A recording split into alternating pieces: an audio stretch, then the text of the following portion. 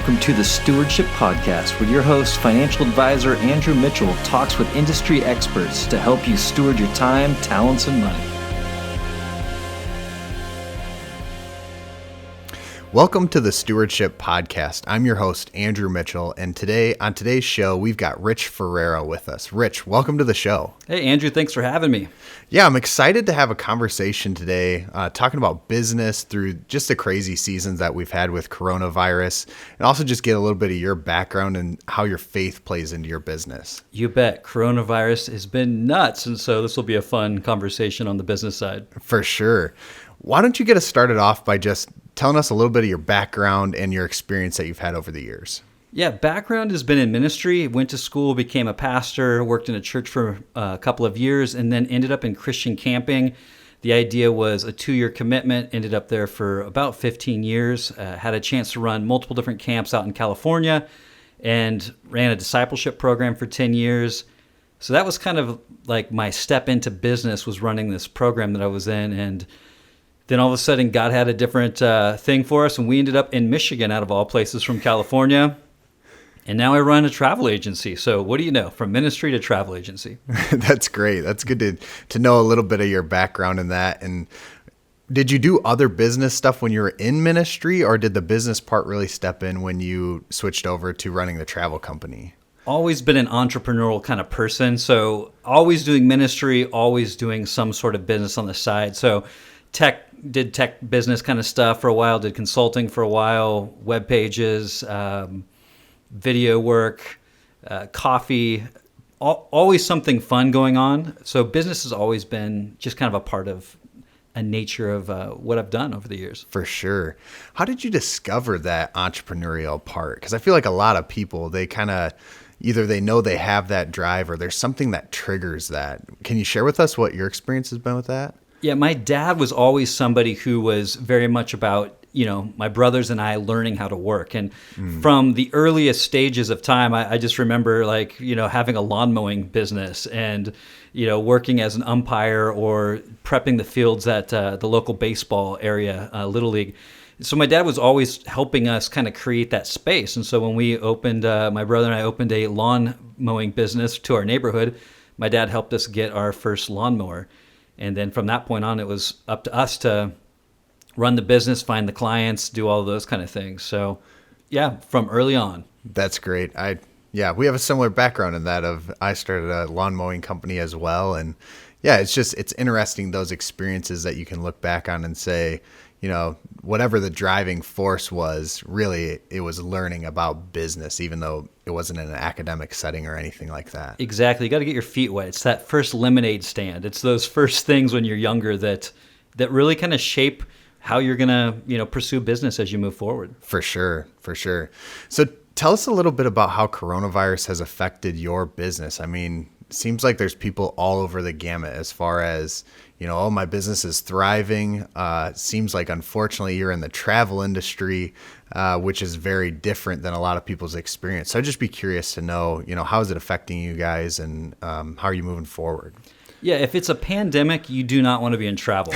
So I watched it as it all happened. I was over actually in Egypt in March, and I just saw everything shutting down, and we knew that this was going to be for a while. And especially our line of work of travel, we work in the Middle East. And so there's always things going on that kind of slow down travel, but never to a point where all destinations were no longer an option. Sure. So this was the first time, I think, for most people in the industry where we saw and we looked at this going, this is going to be a wait out time. So for us, we haven't ran a trip since March. That's problematic. Typically we run close to 90 tours a year. And to have all of them cancel. I mean, we had a fantastic 2018, a great 2019, and 2020 was scheduled to be our best year yet, like many people. And so, yeah, Corona changed all of those things. And so it's not, we understand we're not alone in this, but it is a bummer because from a business standpoint, you have to pivot. Right. And you've got to kind of figure out what to do inside of that space. For sure. I can even feel myself, I'm not a business owner, but I run my own practice, and I can even feel myself lacking motivation at times as we're walking through this. Can you give us a little insight of, how do you just keep moving forward? And I mean, obviously you have employees and other things that you're responsible for. Does that play into it? Well, those first months were tough, I think, for anybody in business, trying to figure out where it was, how long it was going to be. I remember our first issues when we came into end of March into April was we had to refund a lot of money. Well, our systems were never set up to do that. We'd never had to do that before. So figuring out how to refund millions of dollars in those early months was hard. One, money's going the wrong direction. Two is that our system just wasn't built to do it. And so we had to get really creative with it. And then you're always thinking about your employees. So we've got employees here in the States, and then we have a lot of contract labor over in Israel, Jordan, Turkey, Greece, all of these, Egypt, all these different countries. And so you're looking at the livelihoods of all these people that you help employ that you're not going to be able to give paychecks to. That's got to be really tough to walk through something like that. So a question that comes up in my mind as we talk about walking a business through something, it seems like there's got to be some sort of guiding light. On one of our previous episodes, we talked to a business owner that they run on the entrepreneurial operating system. Their entire business runs on that. Do you guys have anything like that that's kind of that guiding light for you guys? Yeah, I just laugh because we do not run our business like a business for the good and the bad of it. There are times I want to pull out my hair, because it makes no sense what we do. But really, what I'd say has helped us survive the COVID time is just good basic principles of running a business. One, in the tourism sector, in the hospitality sector, most tour companies, they take in money, and you probably have seen this too with airlines. Like you pay for something right at the moment, and then who knows what happens to that money? Well, it typically gets spent. Well, and the same thing in the tour industry is that you pay for something, and then typically that money gets spent out on whatever the immediate is. The trips that are going out, whatever it might be, you're using that to cover your overhead and all the things you got to pay for. Well, GTI never functioned that way. Luckily, I mean, this was due to our other owners who had set this up a long time ago, is that everybody who ever paid to go on a trip, we would escrow all those funds until the moment the trip was done. When the trip was done and we'd paid all our vendors, then we would take in our share and count it as revenue for us. So it meant that we had to have a good amount of cash flow just always on hand to be able to cover expenses because we could never count on the money to be ours until after trip. And most trips we work on for over a year. So you're paying employees, you're paying overhead, you're doing all these things, and you're calculating that into the cost of the trip. But until the trip finishes, that money never comes in as a revenue to cover those things. That's so interesting and unique because it seems like most companies, every dollar they're taking in is going out the door. And so it's almost like whether it was luck, chance, or a very smart person set that up very intentionally on the front end so that you guys could survive a time like this. Yeah, and it's required just all the years previous running into this to where we just ran everything in such a way that we kept overhead low. We kept everything low so that we could operate off of less. And I really hand it to our employees. So, we have employees who are helping clean the office, employees who are doing a lot of the work of things we would have paid out to somebody else, but trying to keep the overhead and everything low so that we could function. And then getting into a time like this, we're able to survive. Yeah. How many employees do you guys have? Currently in our office, we employ 8 people here in Michigan. And so then we've got some remote people. We've got a accountant who's remote. We've got a graphics designer who's remote, and then a couple other remote positions. And then quite a few employees who are in other countries, like I was saying, who we call that contract labor force, to where we pay them. They work for us, but we pay them when we utilize them, which usually is a lot. Right. Just not lately. Yeah, no, that makes complete sense. So how did you walk through decisions with your employees through this time? I think transparency is the biggest piece to it, and keeping them up to date. One we've always tried. We're a small company, so that's very helpful to it. So we've always been a kind of a family feel of an operation. So our employees here in the States and our employees overseas, we consider them family. You want to do everything you can for family, which means taking care of them even when that affects the bottom line. Yeah. A couple of years ago, we moved the entire U.S. based team to a profit sharing, which was so much fun to do, and because it allowed them to, when we do well, they get a little extra, and that's just, it's because of them that we're doing well. But being transparent, walking them through where we were at. So when COVID started, we began to talk through, what does this mean for us? How long can we hold, with where we're currently at? And none of us would have thought it would have lasted this long. And so our earlier plans were, okay, we just got to get through this period of time and we'll be back up and running. Once we realized that it was going to be longer, it requires you to make newer decisions and kind of pivot where you're at, but keeping the employees completely up to speed on everything and being as transparent as you possibly can with them, for sure, has been a helpful piece of trust, to where even when we've had to move our employees to 2 days a week, there's a trust factor that we're trying to do what's best for them to bring the company back to full-time employment for them in the near future. No, that's great. I mean, I wish we could say that there's more companies out there that are really viewing things that way and being transparent in the way that they're making decisions, and so that people could feel more valued. And to be honest with you, I feel like that would affect longevity of the employees and the companies for sure. Yeah, and most of our employees have been with us from the start or for years and years, and you don't want to lose people like that. Right. The expertise level they have, I got to do everything I can, even in these hard times, because to replace them later would be, you're not going to find people with that experience level. For sure. So easily. So there's some specialty there for you guys. So there's very much an incentive to keep your people and to take good care of them. Yes, for sure. No, that's good. Makes a lot of sense. So we hit on faith a little bit at the beginning, just as an idea of something that we'd talk about. How does faith play into walking through what you've got, or the decisions that you've had to make? Faith plays into everything, and that's the funny piece to all of this, is that people go, "Are you a business or are you guys a ministry?" And I say, "Yes, we are both." Sure. Come the end of the day, we have to make money. Yeah. But come our decision-making paradigm, it's always based off of just a relationship with Jesus and what we believe, one, is going to be best for our staff and best for our participants who are going on these trips, because we're running trips even in the tourism sector where we're taking people to Israel, not just to Israel to see Israel, which is an amazing place, but to hopefully change the way they read their Bible. So it's a partnership between ministries. And so when I look at it, I go, everything we do is based on this concept. And our kind of our motto is bringing the land and the lessons of the Bible to life. Easy thing to do when you can take people to Israel, Egypt, Jordan, Turkey, the biblical lands. Harder to do when you can't go anymore, but that's still our heart and our motto. So our pivot in all of our decision making has been, how do we still do that even if we can't take people to the land? Sure. So we've had to get really creative with those pieces, and that's also how we're making our decisions. We want to be in business a year from now to continue to work with the churches that we operate with. For sure. So churches are largely the groups that you're working with as you're putting these trips together. Awesome.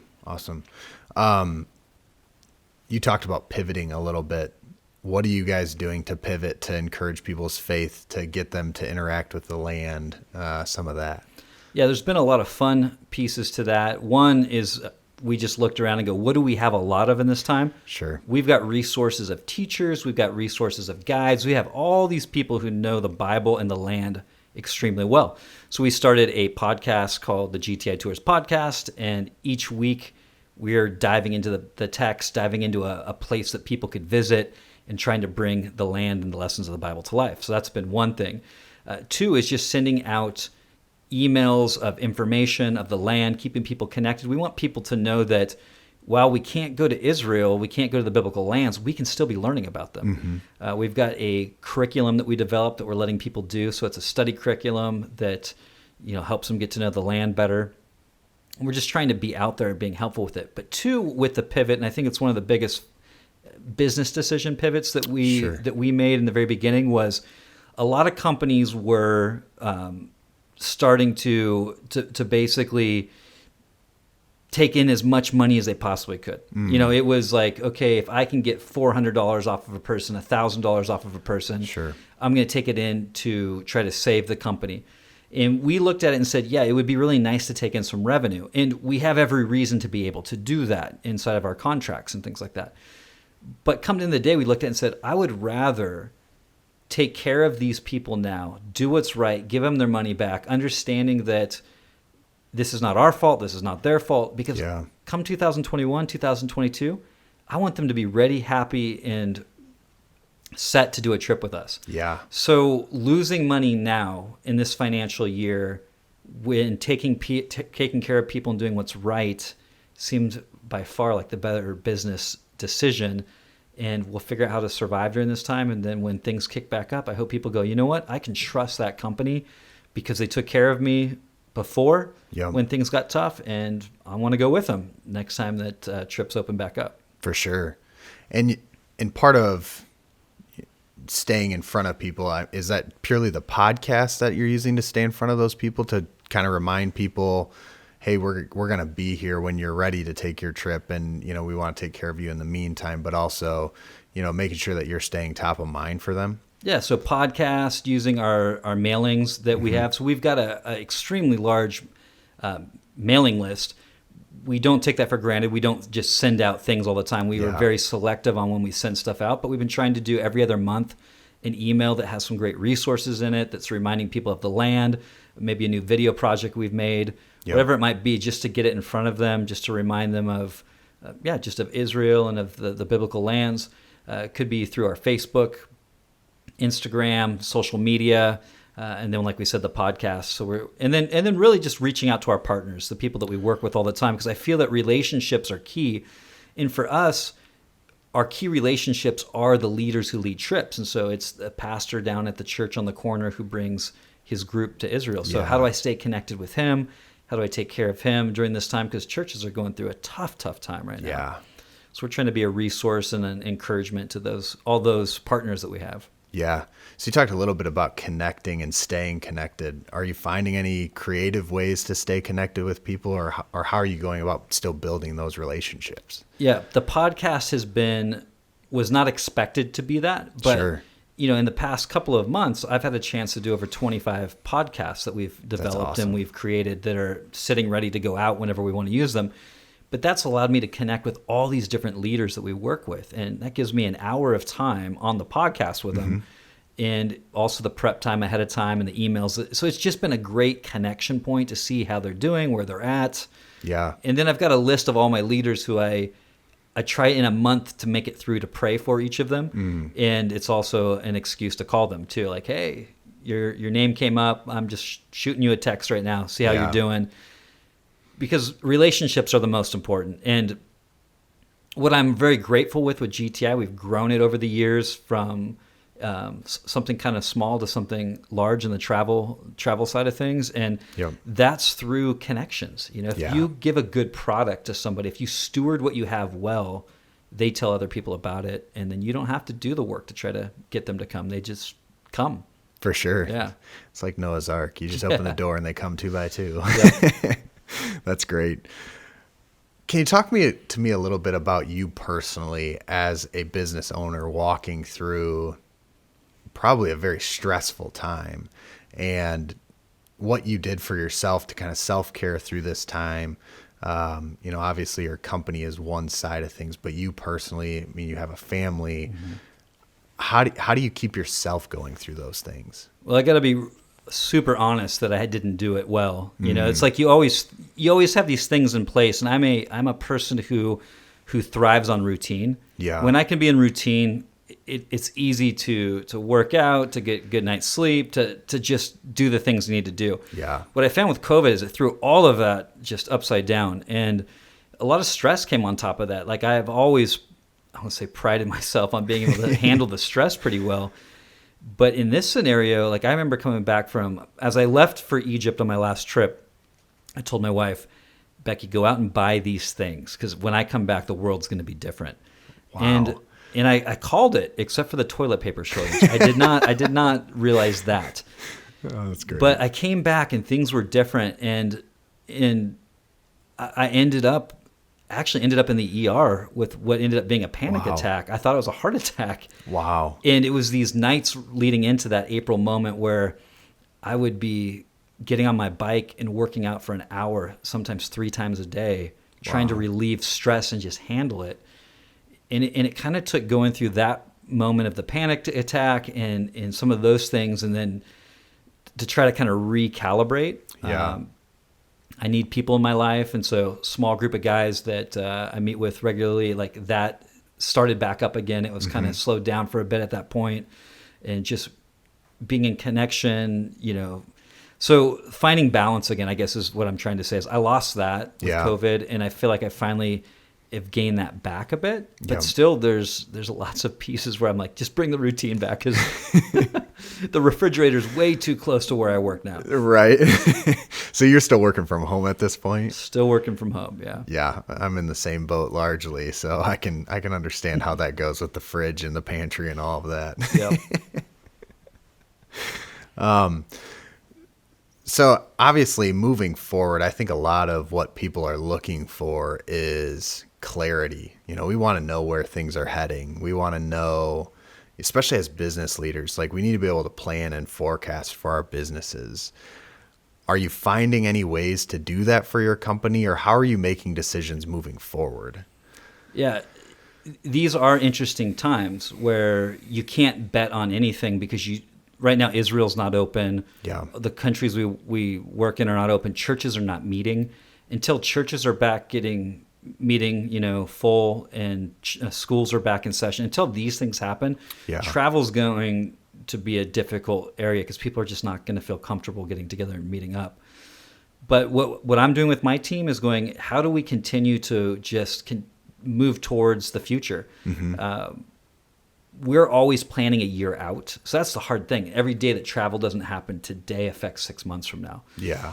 So, we're building up our 2021. It's built up well. Hopefully those trips are going to go. Really building up our 2022, communicating with our leaders and trying to give them hope, because it's tough in a moment where there isn't hope to go, hey, let's think about a year from now. Let's think about a year from now of visiting these places and helping people kind of move towards those thoughts of that direction.